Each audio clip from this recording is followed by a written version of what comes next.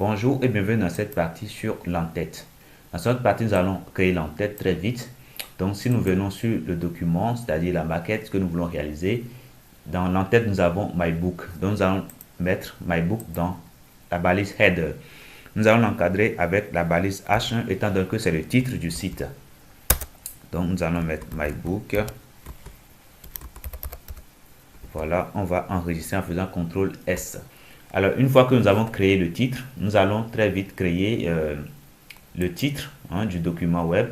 Donc, nous allons mettre la même chose et nous allons le mettre là directement.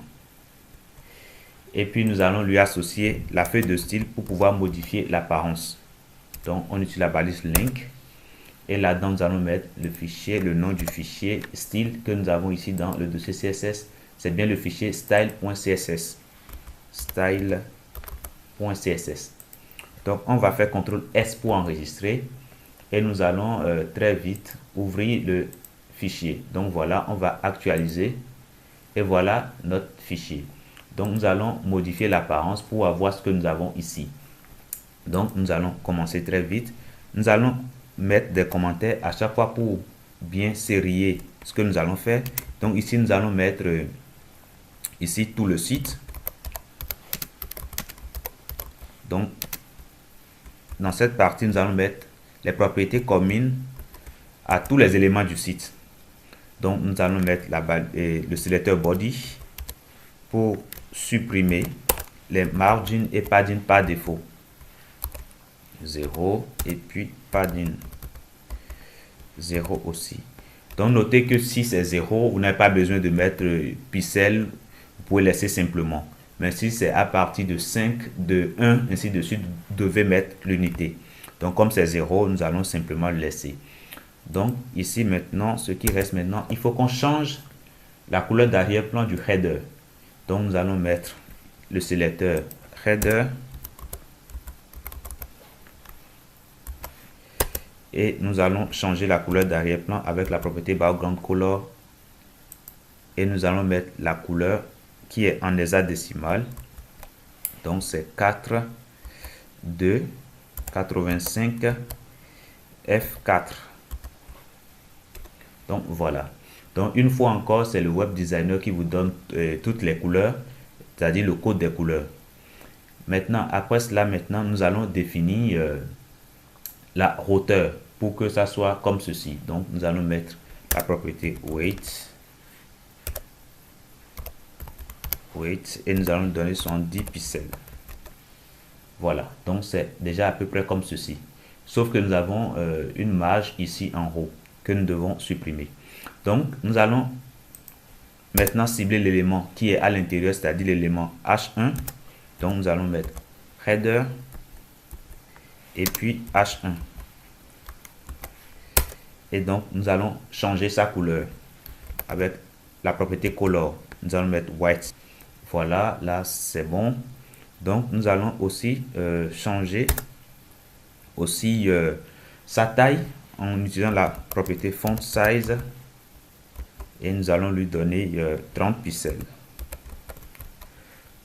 Voilà. Et puis, nous allons aussi changer sa marge. Parce que si vous voyez bien, vous allez voir que ce n'est pas collé ici à la fenêtre, c'est-à-dire à la bordure de la fenêtre. Ici, il y a un peu d'espace. Donc, nous allons mettre la marge, margin. Et puis, entre le haut et le bas, nous allons mettre 0. Et puis, de gauche à droite, nous allons mettre 20 pixels. Voilà. Donc là, c'est déjà pas mal. Maintenant, nous allons changer un peu la position que le contenu, c'est-à-dire MyBook, occupe dans la balise H1. Donc, nous allons mettre la propriété line weight, donc qui permet de définir la hauteur de la ligne. Donc, nous allons lui donner 70 pixels. Voilà. Donc, on se rapproche déjà de ce que nous avons ici. Donc, nous voyons que les polices ne sont pas les mêmes. Donc, la police qu'on a utilisée ici, ça s'appelle Roboto. Donc, c'est une police Google. Donc, nous irons très vite prendre la police. Donc, nous allons chercher la police directement ici. Nous allons mettre font Google. voilà, ça nous présente déjà ça ici. Donc, voilà. Donc, on va ouvrir. Donc, c'est Roboto. Donc, si là, par défaut, ça nous ouvre directement sur Roboto. Sinon, vous mettez directement ici Roboto et vous lancez la recherche. Et du coup, voici la police que nous allons utiliser. Donc, nous allons cliquer sur le plus ici. Et voilà, on va cliquer sur l'élément que nous avons ici. Donc, soit on prend la feuille de style ici, et on va le mettre dans notre code HTML. Et après, nous pouvons utiliser la propriété font family, ceci que nous avons ici. Ou bien nous pouvons simplement l'importer directement dans la feuille de style que nous modifions. Nous voyons que ce sera plus rapide. Donc, nous allons simplement copier et arriver dans notre code. Nous allons le mettre ici, c'est-à-dire avant tout, nous allons le mettre là.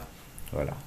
Et puis maintenant, nous allons copier la propriété et puis la valeur. CTRL-C pour copier. Et nous allons venir dans le H1 et nous allons le mettre. Voilà.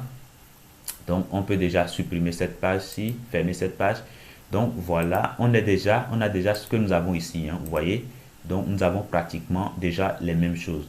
Donc, merci d'avoir suivi cette partie et à très bientôt dans la prochaine.